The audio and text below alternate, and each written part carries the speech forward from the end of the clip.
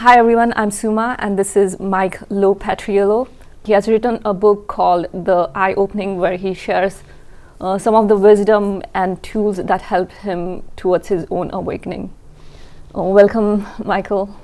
Thank you. Thank you for having me.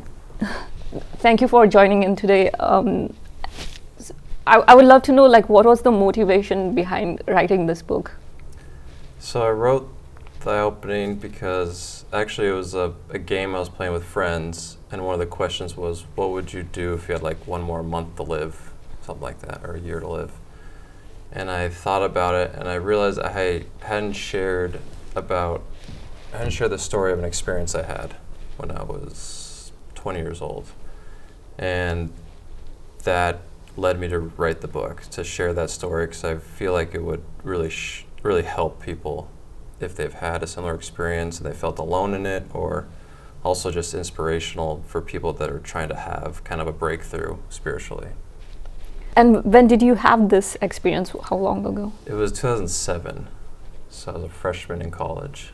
Yeah. Can you share more about the experience? What really happened? Yeah, sure. Yeah. At that time, it was freshman high school. I was studying abroad in Prague, Czech Republic. And it was a spring semester, and I was attending Naropa University. It's like a Buddhist university based out of Boulder. And at that point in my life, I was I was seeking very aggressively, I guess you could say. I was pretty antisocial. I was reading all the books I could. I was very fascinated about spiritual enlightenment, higher potential for humans, enlightenment. So I was very much seeking. And this particular incident happened. I was just walking up Petrin Hill, a hill in Prague by the river. And I was on the cell phone with my mom. I'm very close to my mother, and I talked often about these ideas, spiritual ideas and stuff. And I was talking to her, and I got really excited. I started talking. I forget exactly what we were talking about, but I was just getting really excited. I felt like the energy building. And then all of a sudden I started to sob, started to cry. And this wasn't too unfamiliar for me. It happened, which I talk about in the book, it's happened before that instance. All of a sudden, it's kind of it kind of would seem from other people from the outside as an emotional breakdown, just completely sobbing, just hyperventilating, tears, kind of seemed uncontrollable. But in the past, whenever it happened, it felt really good. And it kind of has, the previous times, and still sometimes, not as often, it's kind of like a panic attack initially. It's almost like mentally I start to panic and think I'm losing control. But then when I finally surrender and let go and that happens, it feels really good. So anyway, when I started crying, I was kind of familiar with it. It's one of these things that happened before. So I started sobbing, and I was on the phone still, and she was familiar with these things that had happened before, so she wasn't too freaked out. She's like, okay, you're having a thing that you do. She's like, oh, go sit down somewhere. So I sat down, and I was sobbing. And as I was sobbing, I felt the energy go up through my left leg and my right arm. So I kind of felt it come in. And then I laid down as I was sobbing, sobbing so much that, it's kind of like you're an infant, you're like a baby, just tears and all that. And as this happened, I felt my heart, it felt like it opened. And these spiritual experiences, it's hard to, they're really beyond words, it's you say these words to try to describe it, it's really indescribable. But it's as if it feels like the heart opened, and it feels like lots of love, lots of energy coming out, overwhelming, and it's a kind of feeling of surrender to it. It's not like I'm doing anything, it's like it just happens.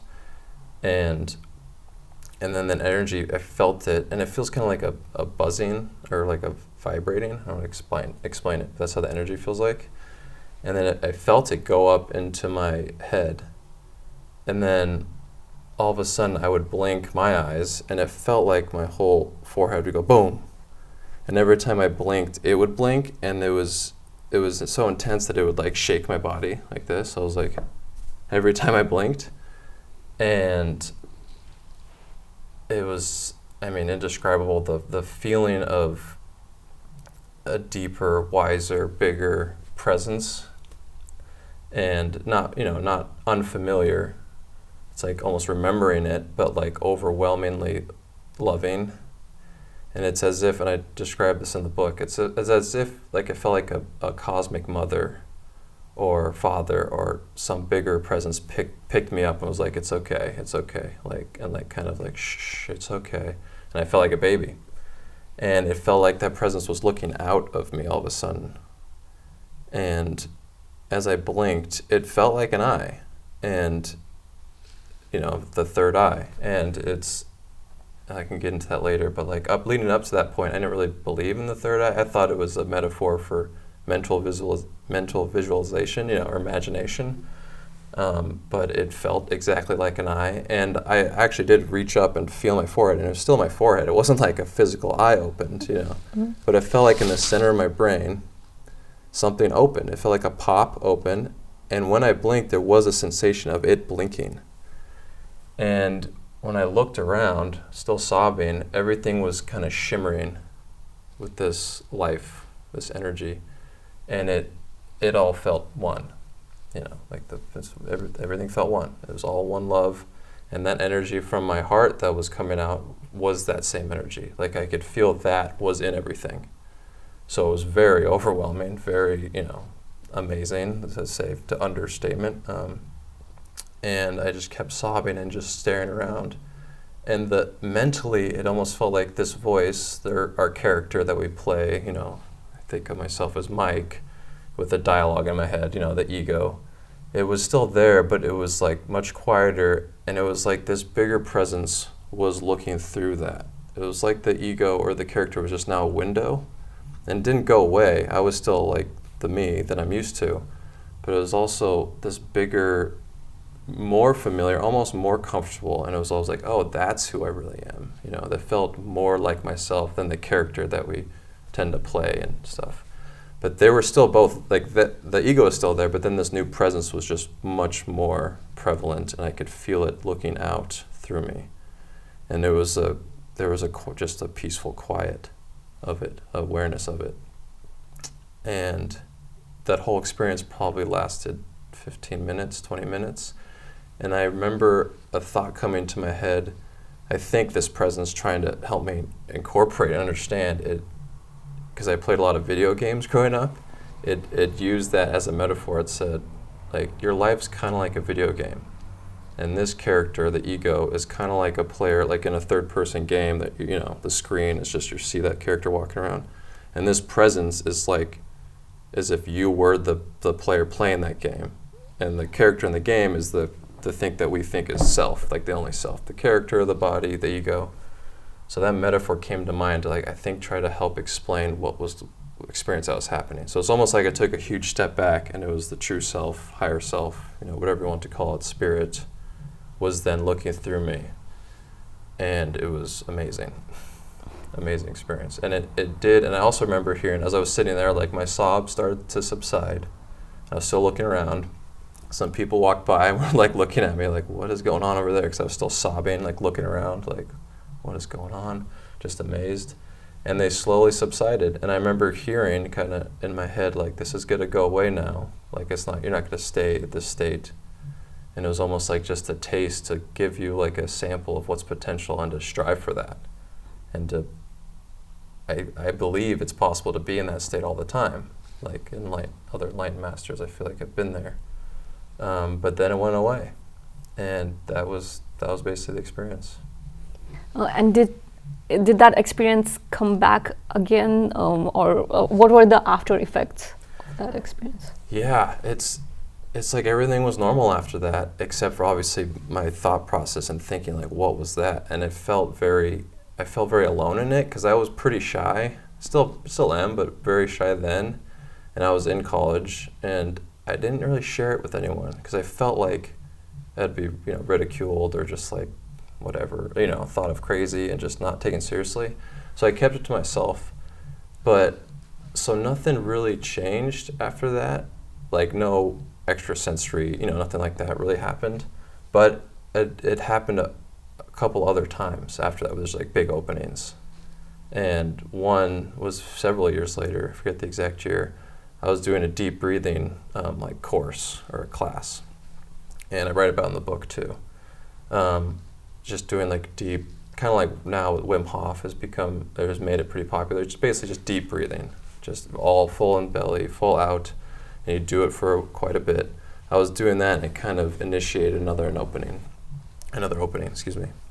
and it was a similar thing. I started to cry, but this was initiated purely from the breathing. And it's interesting because the deep breathing, doing that is the same as kind of like when you're sobbing. You know, it's the similar like, so it's almost like the breathing induced that same state by like enough energy or prana running through the body, whatever it does. So it's like, that's the only thing I think, or that I've noticed that I can do willingly, like myself, that kind of gets me to that state so far. And so that was another instance. It happened, and I was laying down with a group of people. We're at a festival, and it happened again. I sat up, and I was still crying, and the same experience. The eye opened, I felt that loving presence, and everyone else felt like pure love, and it's just an unconditional, like cosmic love. And it like hushes all thoughts away, all, you know, thoughts of past, thoughts of future, any sort of dialogue chatter that we're used to throughout the, you know, our normal thought process, analytical mind is just hushed. And it really does, I feel like a little kid, just kind of in amazement looking around at my body and at reality. And were there any changes like in your personality after that, like the way you think? Definitely, yeah, that's a good question. Definitely in the way I think, yeah. Just because I realized like, wow, that just happened, and it's like we all don't know our full potential, you know? It's like this society or this paradigm isn't aware of what the whole story is, you know, of what we are. And so definitely thoughts like that changed, like huge, and just my whole trajectory of life kind of like, I was just, well, that seems like should be the goal, you know, that was amazing, nothing else is compared to that. And it seems like no one else knows about it. So it was kind of alienating, but also very exciting. And my personality, I still stayed, it wasn't like immediately I was like sharing it, you know, I'm like, oh my gosh, it's amazing. I still stayed pretty shy and to myself. So in that sense, I didn't change much, but internally it changed me a lot. And my thoughts of like what's possible, what I should do. So yeah, outwardly, I guess not that much, except for that semester, I failed some classes because after that happened, I lost all interest in, you know, what I was reading, what I was studying. So I was like, this seems much more important.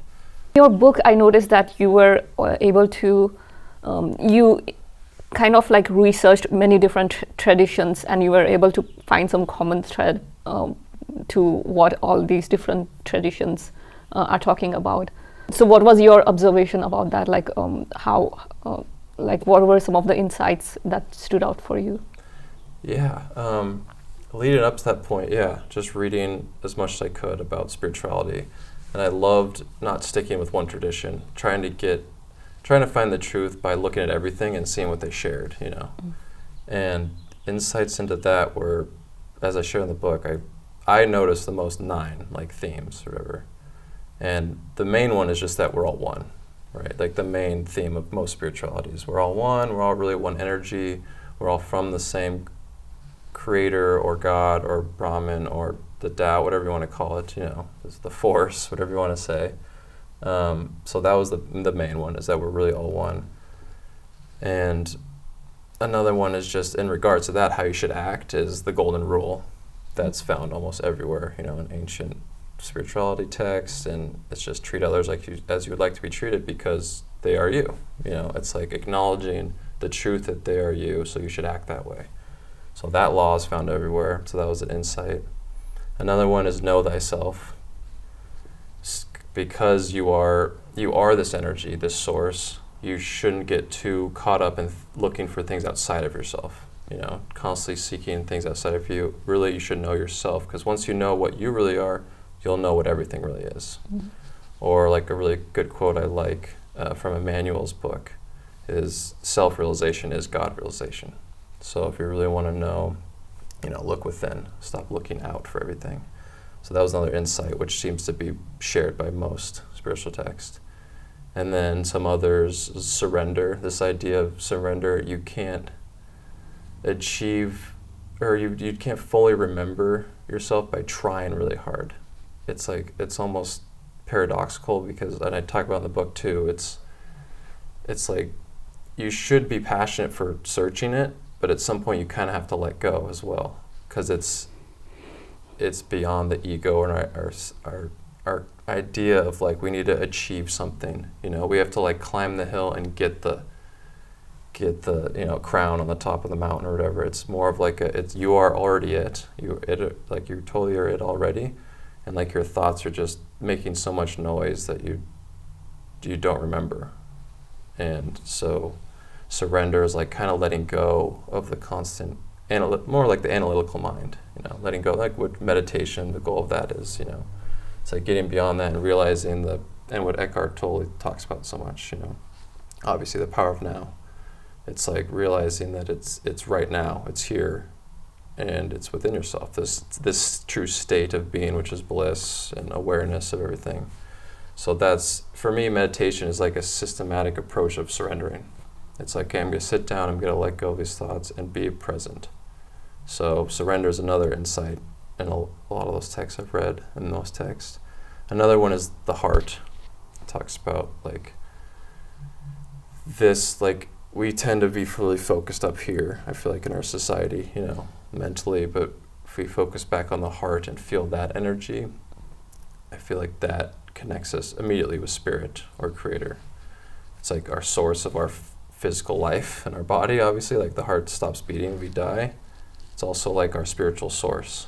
So that's another one, like, Jesus, your treasure is in your heart. So many, and Krishna, it's like, I am in your heart as the super soul. Like they're always pointing to the heart within yourself. So those are a few of the insights from the text. And over time, I know you had this experience a while ago. So since then to now, has anything changed where now you, like some of the things where you don't agree with them anymore? Has that happened? Yeah, that's good. Well, I think one thing, mainly because I was so seeking so much, and I feel like I had to read everything,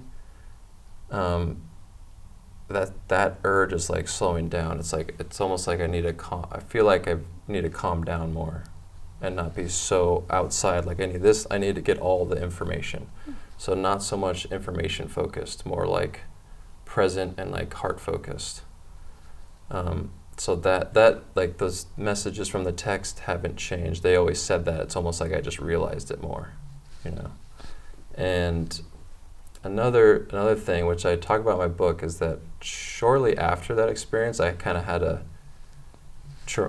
some people would call it psychic trauma experience. And when that happened, I realized like I wasn't prepared mentally, emotionally, like my maturity level for these things I was looking for. So a big thing that, like, to answer your question, that has changed is don't be so eager to progress without having that foundation of peace and love, and without being like totally anchored in yourself. What's changed a lot is like the feeling of like a hurry, like in a rush. Don't be in a rush. Like everything will unfold at its own pace, and that'll be perfect. If it takes a long time, it doesn't matter. It's how it's meant to be, Because I feel like when I rushed, things happened that weren't. It just brought me back a few steps instead of me progressing. Like hit a wall. So that was a big thing. It's like it doesn't have to be now. Like it doesn't have to be immediate. Enjoy the journey. Don't be so focused on like, oh, I need to be this enlightened person right now. And if I'm not, then I'm failing. So that's something that's changed. Because before I was like, I was very much like now I need to get it done and like reach that state again. But it's really important, I feel like, to mature and go through all the lessons and the steps before you get there. Yeah, sometimes that can happen when you get a glimpse into something so big, there's like this urge to get there as soon as again, like as soon as possible. Yeah, so I want that all the time. Why isn't that here? Yeah, totally. Yeah. And do you feel like anything has changed in the way that this type of knowledge, for a lack of word, like is received? Like, do you feel like it was more difficult to talk back then when you actually had the experience versus now? Like, do you feel like it's more people, like the audience is more receptive to this type of knowledge? Yeah, I think so. And even though then I didn't really share it, so so that I can't really compare for me like talking to people and seeing the difference now. It's only more recently I've kind of, since I wrote the book and started sharing it. But it definitely feels like that's the trend in our society, and the share of information, the internet, YouTube. It's just, I feel like it's so much easier for people to share experiences and be like, oh, I'm not alone in this, and then open up more. And so I definitely feel like it's become easier. It seems that's the trend. Like people are becoming more and more open-minded, it seems like. You have also, in your book, you have mentioned about it gave you a glimpse into the highest potential that's possible for humans. Can you talk about that potential? Yeah. I mean, maybe not the highest, because I guess I don't know if there's a ceiling, maybe it's just a step, just a higher potential than the majority believe right now, right? Like the paradigm of what we think. But like, to be honest, that's what's so exciting. I have no idea, it's like it's scratched the surface, and it just makes life so much more exciting for me to think that it's not like you grow up, you get a job, and then you die. There's a potential of your consciousness totally expanding and your experience of this reality being completely more than what we've thought. And I don't fully know, but just reading masters, them talking about it, saying that you are like me, we are much more than this. It's possible to feel your connection with everything, to be guided by this higher self, this true self, spirit, and not to feel so alone. It's not just the voice in your head, you're not just this body. Death doesn't mean it ends, it all ends, it's just another step. So the potential, it seems almost like, to me, limitless, and it's just exciting to kind of like see that door open and say, oh, there's much more, to go. And for my personal thing, even within our own body, there's things like this, my experience with the third eye, it was like physical, but also, energetic. So to think that within our own body, we have these centers or these perceptions centers that can open, it's awesome. And it's very mysterious to me, because it's like I didn't open it. I didn't say, okay, it's going to open. It's this energy that ran through me that did all the work, that did the opening. So it's very humbling and very exciting, because it's totally different than our society's, I think, approach to getting things done and to succeeding. Because it's like I surrendered, It's not like I worked really hard. I mean, I was very passionate, which I think plays a part, and open-minded. I believed these things, and I was searching for. And I was definitely, the vibe I was putting out is that I wanted it, So it didn't come out of nowhere. I was seeking, but it's not like I worked really hard. I didn't meditate in a cave for 20 years or whatever. I was an apprentice under some master. It just happened, and it was a complete surrender.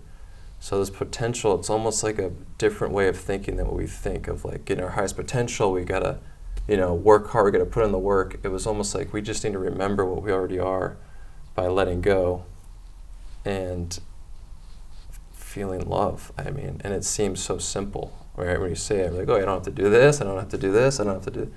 So it's like our potential is already here and simple.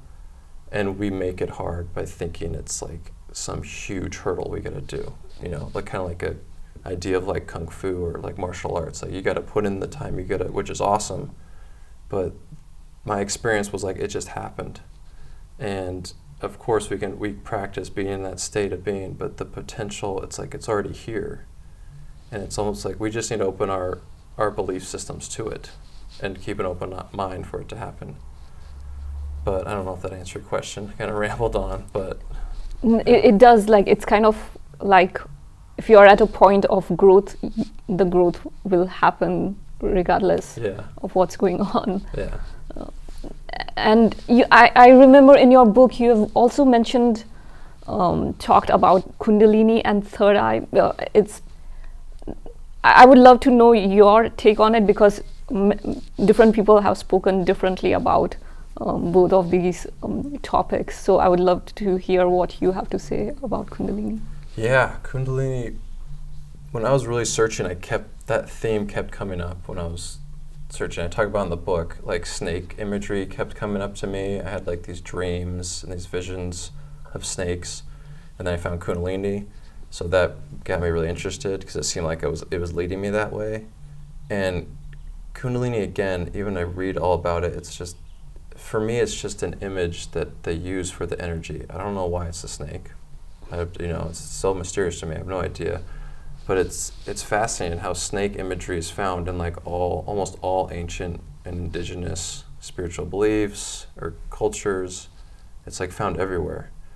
And like the pharaoh with the snake coming out of the big headdress, and the Nagas in India. It's so, I mean, Kundalini for me is just what I feel like that's what the energy I felt. It didn't feel like a snake when it happened, but it was an energy that did rise. So I guess that relates to the Kundalini that I've read about. In my experience, it came up my leg, specifically my left, which is interesting, and my left arm. It came up, and I did feel it come up, and then my heart felt like the opening, and then go up further, and then to my third eye. And it's like, to relate my experience with all that I've read, it feels like an energy, it feels overwhelming, and it's not, so Kundalini, I was saying the snake imagery kept coming up when I was searching for things, and it led me to yoga. And yoga is what I've found, it talks the most about the third eye, the Ajna chakra. It's like mentioned in other belief systems, kind of, but not as much as in yoga. So I've focused on yoga because it talks about third eye so much. And I mean, my understanding of it is the general understanding that's shared, I think, in books. It's that it's the universal energy, it's the goddess, it's stored, which that I haven't really felt that ever, but it's stored at the base, the spine, and it rises up. And as the energy rises up, it activates your chakras. And like I was saying, in my experience, it did feel like energy was rising, and I didn't feel any of the other chakras necessarily, except for the heart. That definitely felt like it was a huge opening. And then the third eye. So my experience correlates with that pretty closely, like the rising and the opening. But other than that, my understanding of it, it's very mysterious, and it's just the extent of what yoga shares. Basically it. There are like a lot of spiritual teachers who would also point to that enlightenment is not just an experience. What would you have to say about that? Yeah, not just an experience. That's the goal, right? It's like you can have these experiences, but if you don't do anything about it, right? It's like the goal for me is to be in that state.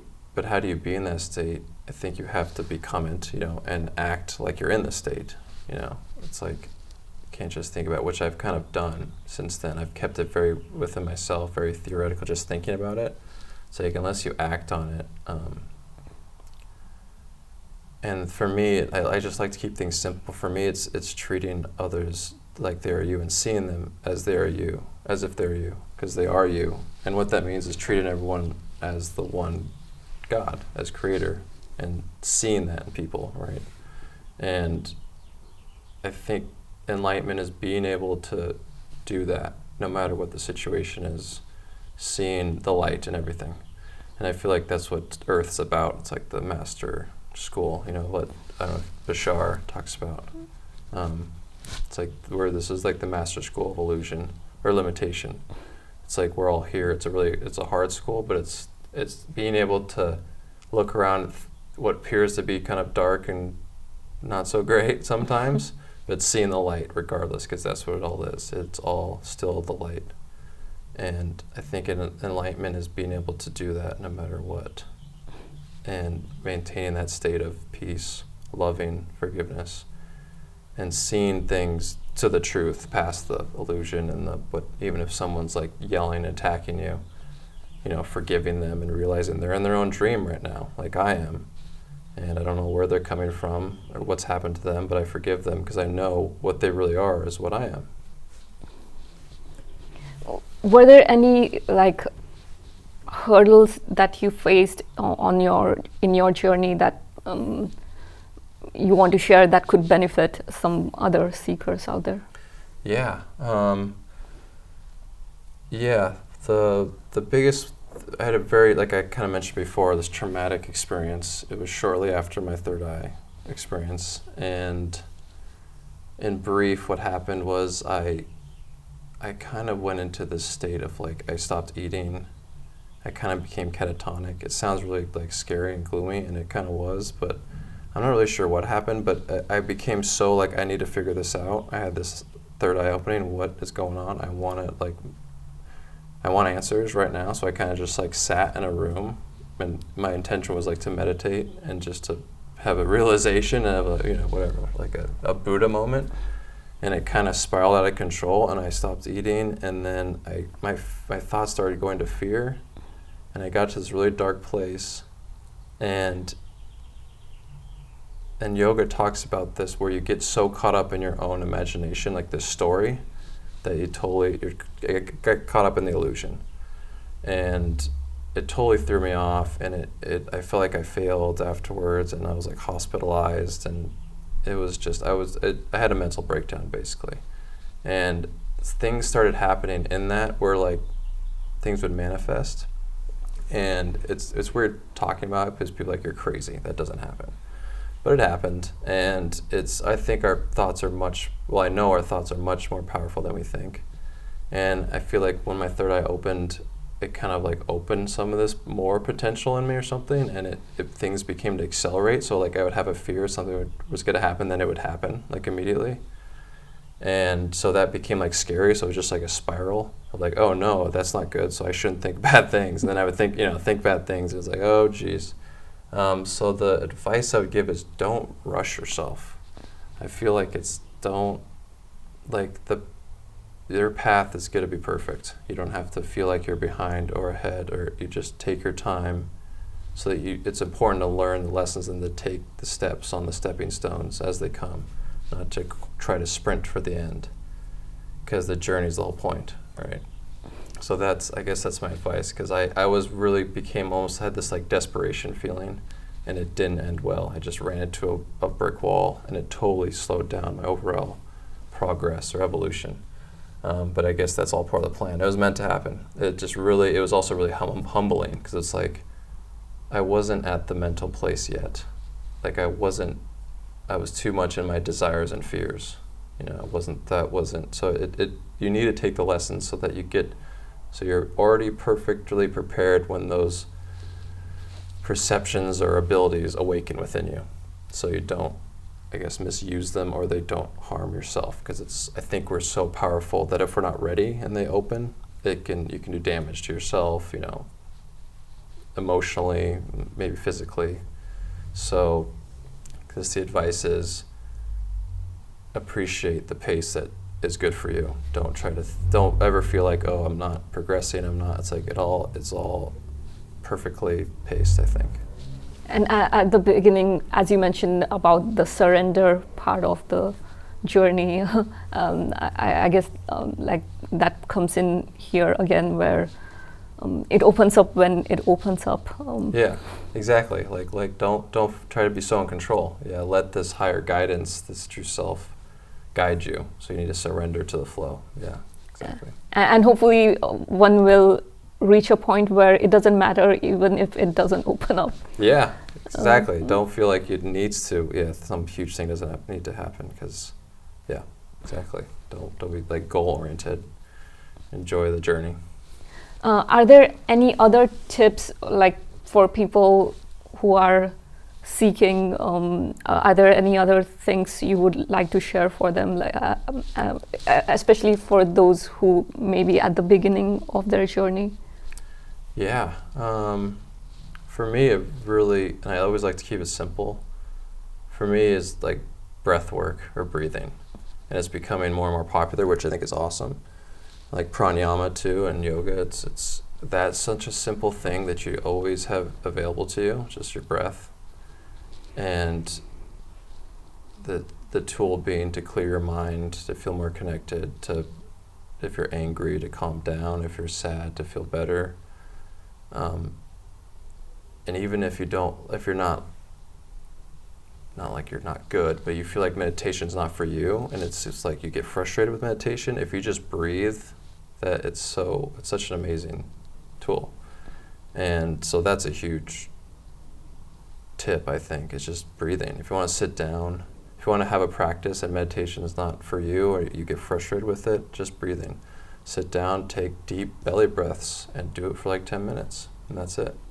And it's amazing. It's such a simple thing. You just breathe. You can do it anywhere, right? You can do it in line in the grocery store. You can do it while you're driving. You just take some breaths. That's just a very simple, practical tip for that. But also, if you're passionate about it, I mean, I was very book-oriented, so reading books and reading advice from masters. That's really helped me. And in my book, it's also like half my book is a book of quotes. So those quotes really helped me whenever I felt lost or like not sure. Just reading some of those quotes, it's like a reminder of what. Oh yeah, that's right. Like this is what some nuggets of truth, really help to inspire. And so reading books of masters like Tao Te Ching, Gospel of Thomas. That's my favorite source for like Jesus teachings. Bhagavad Gita. My favorite's the Upanishads. If you haven't read the Upanishads, they're amazing. They're really good. Another one is, I guess I talk about in the book, like some tips, is just being passionate. And I guess if you're not passionate, how do you become passionate? It's like if you don't care, then you won't care. But I think that's it. What's paradoxical. It's like I think it's important if you want answers and you want openings within yourself and insight, is be very passionate, but you also have to have that with surrender, right? It's like you want the passion, you want the striving, but sometimes you do have to fully let go too. It's like paradox, but they work together. Two things, yeah. Yeah, a lot of these things can be paradoxical. Yeah, totally. Yeah. So, like I feel like that's also a part of being comfortable with like contradictions and paradox, and letting go of that right, wrong, good, bad kind of duality. Totally. Like logically we want this answer, we don't want both because it doesn't make sense, right? So it's like, being comfortable with like it's not only this one thing, it's both things, it's everything. Yeah. And I also, like what caught my attention about your book was like how you also shared about like some of your episodes of panic attacks. I think if there are people out there who are having similar confusion with like panic attacks versus like some of these opening experiences, can you can you share like how,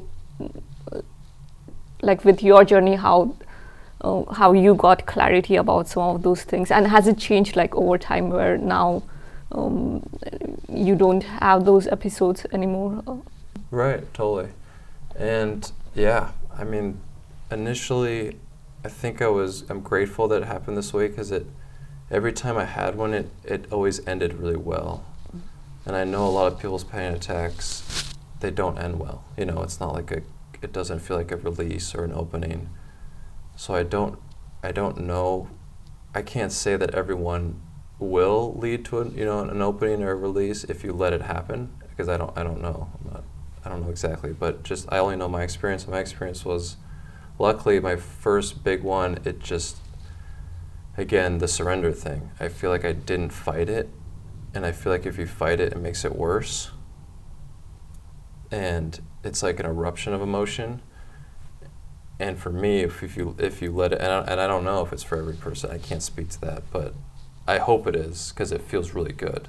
I hope it's this case for everyone, because if you surrender to it, and it's almost like you're trying to get control, you're thinking these things, and you're like freaking out, just totally drop everything. And it's easier said than done, obviously, and for me, then the emotion came, and then the sobbing came, and then it's like it feels like there's a dam, right? And all these things are inside, and it's like building, and you haven't let it out for too long, and then the dam falls, it all comes rushing out, and it feels really good.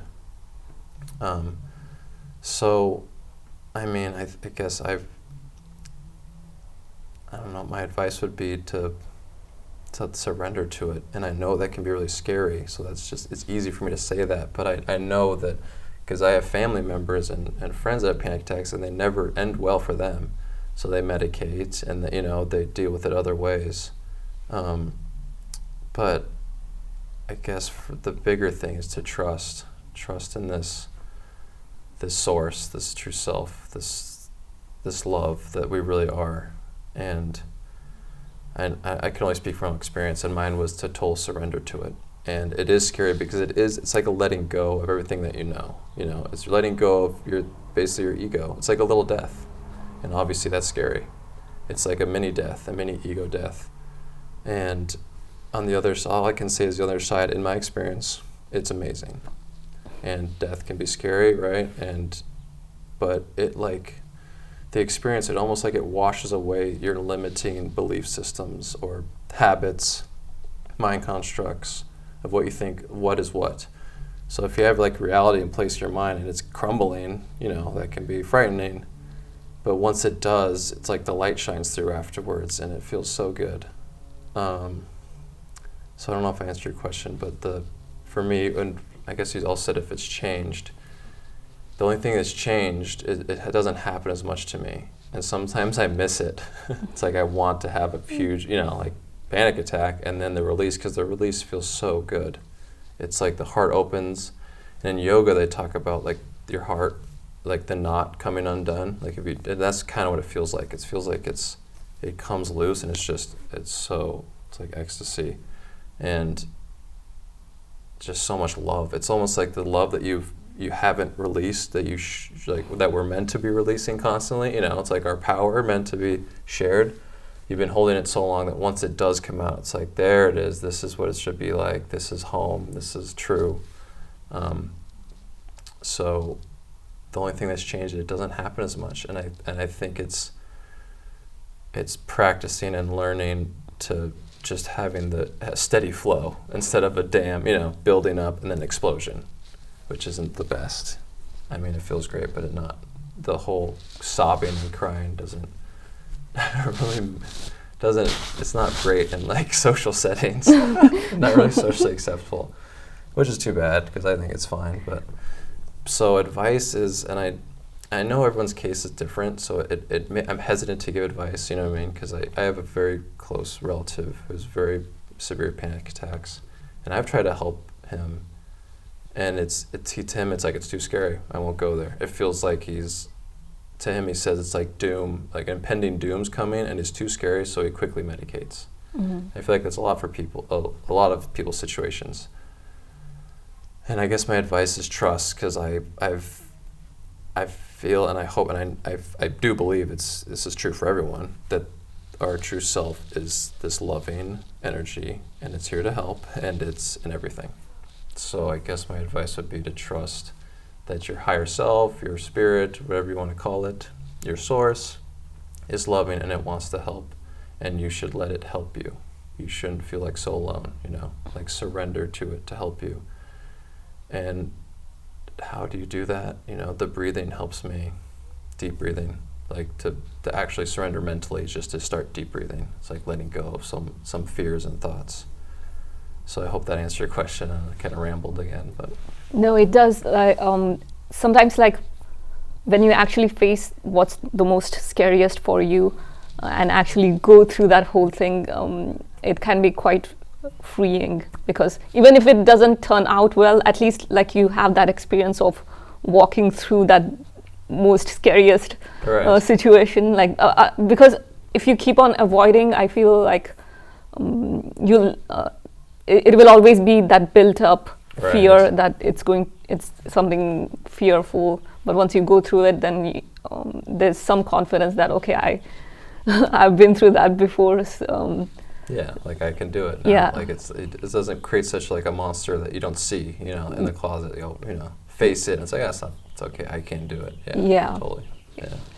And by the way, one thing I really find refreshing about some of your talks is that you are able to open up about these experiences. Like sometimes because enlightenment, like usually people, it's like refreshing to see that there's also like a messy side to it. Right. That's really admirable of you, that you are able to express it and not have like because sometimes enlightenment can create this image of being perfect or having it all together and being like really blissful all the time. So that's very admirable about your work, that you've been very open, transparent about even the messy side of this journey. Thank you. Yeah, definitely some dark times. Yeah, totally.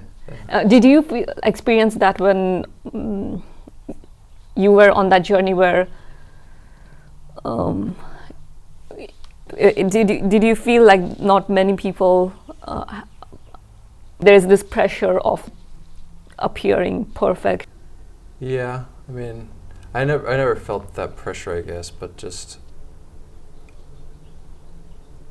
I think early on, which I think led to my main traumatic experience, was that thought of like, I had this experience, I need to be like Buddha now, you know, I need to be like the next Messiah or something, because I have this experience. It's almost like handed this gift, it's your responsibility to be, you know, this person now and like share this message. And so yeah, I definitely felt that initially, which kind of paralyzed me, you know, like I felt scared in that, and like I felt like I was too young, and like just like, what do I do now? Like I had this experience, seems like no one else has had this experience, you know, except for some like masters or whatever, yogis that I've read about. It's like, what do I do with it? I need to be this perfect. Yeah, totally. I need to be totally forgiving, and need to never be angry, always smiling. And I think that led me to that traumatic kind of freak out, like mentally, because it's like I need to be this perfect person right now. This is happening. Like I had an awakening. Who am I? You know, here we go. Let's do it. So yeah, definitely. I felt that initially, not so much now. It's just over time you realize that it's just freedom to be present with whatever is. Yeah, totally. Whatever you're feeling, whatever's coming. Yeah, just be present. Yeah. Is there anything you would like to share with the audience today? I'm not sure if I missed anything. If you feel called to share. Sure. No, I didn't miss anything. Just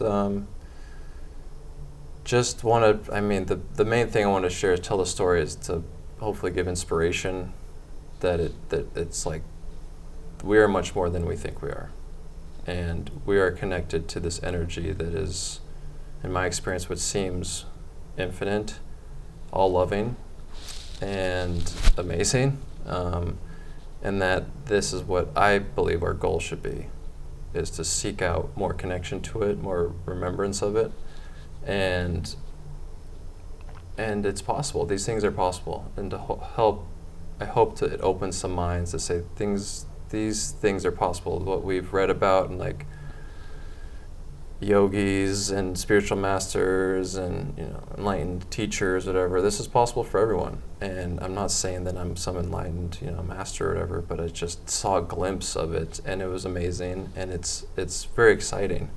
So anyone on the path hoping to have an opening, and it's keep trying, you know, keep doing it, keep doing your thing. Don't lose hope, because it's amazing, and it's totally worth it, because it's like waking up from a dream. It's like stepping into another world all of a sudden, and you know, everything's lit up, everything's loving. It's outstanding. So it's possible. That's my main thing. It's like you are what you're seeking for. You know, you are it already, and it will open up at its own time. And trust the process, because it's beautiful. Yeah, it is beautiful, and we may be just scratching the surface. We may still be at the very beginning phase of that opening.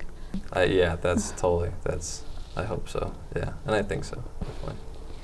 And your contact info, it would be on the eyeopening.com? Yeah, I have a website, small website just about the book, theeyeopening.com, and everything's on there. Emails, contact@theeyeopening.com. And yeah, that's it. And here's just show my book, just a copy of it. Yeah, the Eye Opening. I shared most of what's in there, you know, just the quotes, half its quotes, which I think is a really good tool. I use it just to look at the quotes. So it's always kind of keeps you on track and gets you centered, you know. Thank you for your time today. This was definitely inspiring for me. It's always refreshing to hear about someone else's experience. I feel like it's hopefully we'll have more stories, more coming up where people will be like, this won't be like a small niche. Right. Yeah. Totally. Yeah. I hope so too. So thank you so much, and thank you to the audience for your support. Please, if you find this helpful, please remember to like, comment, and subscribe. See you soon.